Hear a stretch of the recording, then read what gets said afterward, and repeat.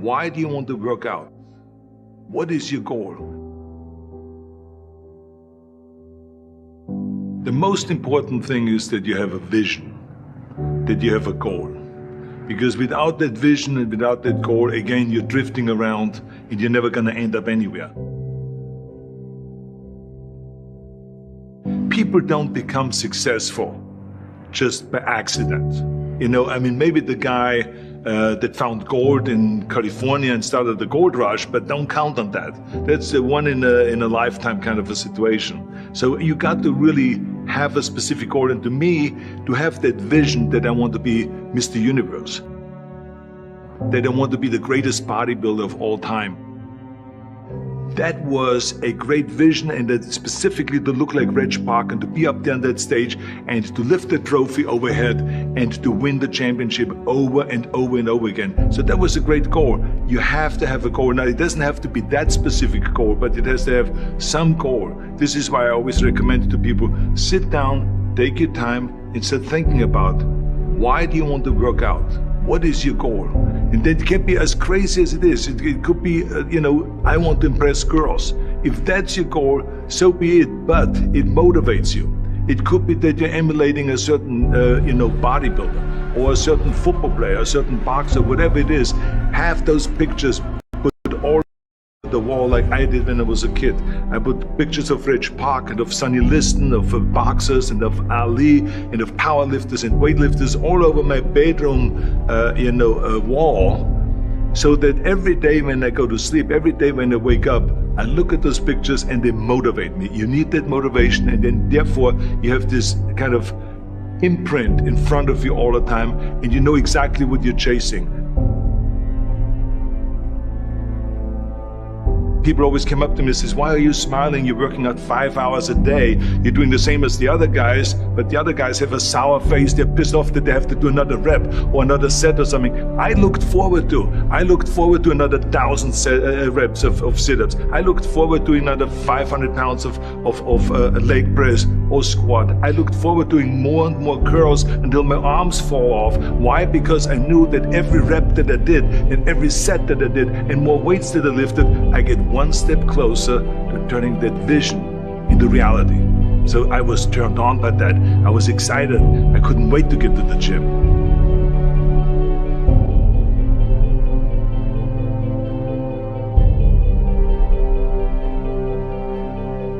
I remember that when I weighed 245 pounds, and Bob Rafelson, the director of Stay Hungry, said to me that I'm interested in having you come in for a reading and work on your acting and all this, because I'm interested in having you in a movie to star with Jeff Bridges and with Sally Fields.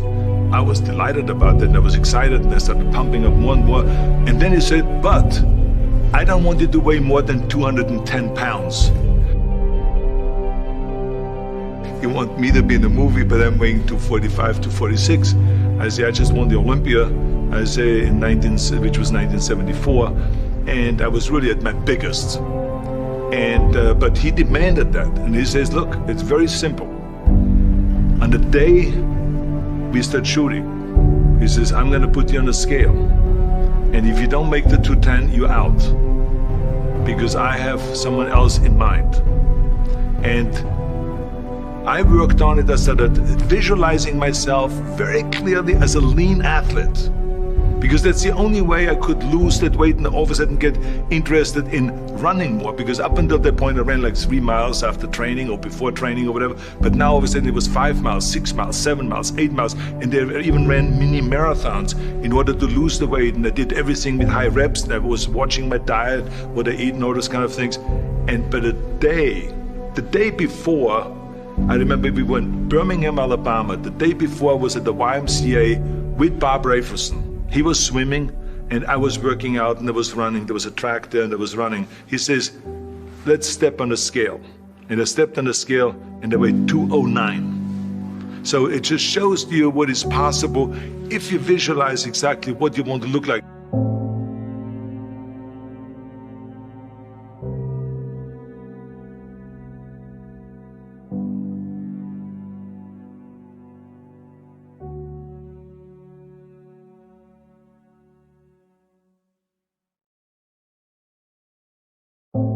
And there was no room for any kind of like, well, I can't get my act together or anything like this, because there's only a certain amount of time. But the key thing again is have the clear vision.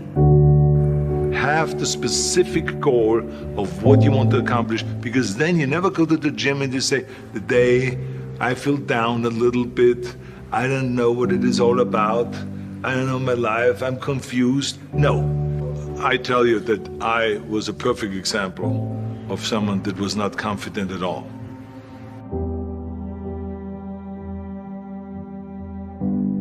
I mean, when I was a kid, I was just like any other kid. I had my hang-ups and problems and all this.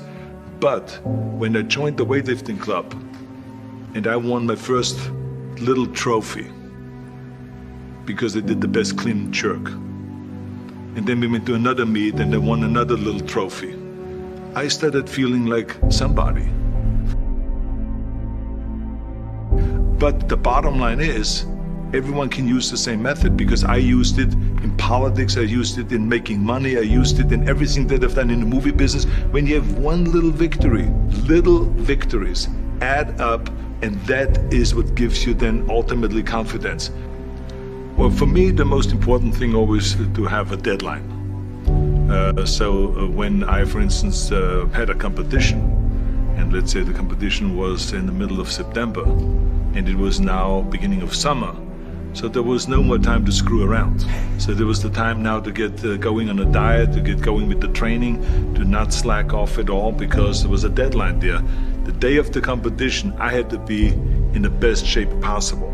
And I knew that if I come to the competition and I lose because I did not schedule my training the proper way, or I didn't have the right frame of mind, or I didn't give everything, literally worked my butt off, I would be just so angry.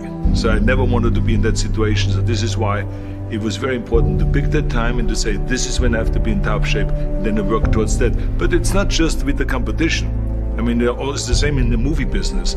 I mean, to me, it was always a big advantage when I said, okay, my movie starts on April 1, and I have now 3 months, so I have to get really in great shape. So you pick those times. It could also be that you have no movie and you have no Mr. Olympia or no Mr. America, no Mr. Universe coming up or any of those things. But you say to yourself, the summer starts in June. I'm gonna go to the beach in June, and at that time I want to be in great shape. So that creates an urgency that makes you really start training hard and taking it seriously. Because if you don't have a specific plan, then you wander around. I mean, you can have, as I've told you many times, the best ship or the best plane in the world, but if you don't have a specific goal where you want to go and when you want to get there, you just drift around and you never get anywhere. So this is why it is so important to create that urgency and have a specific time when you want to be in shape.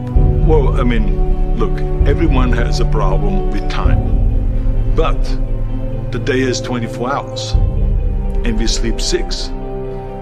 Now, I know there's some out there that say, whoa, I need 8.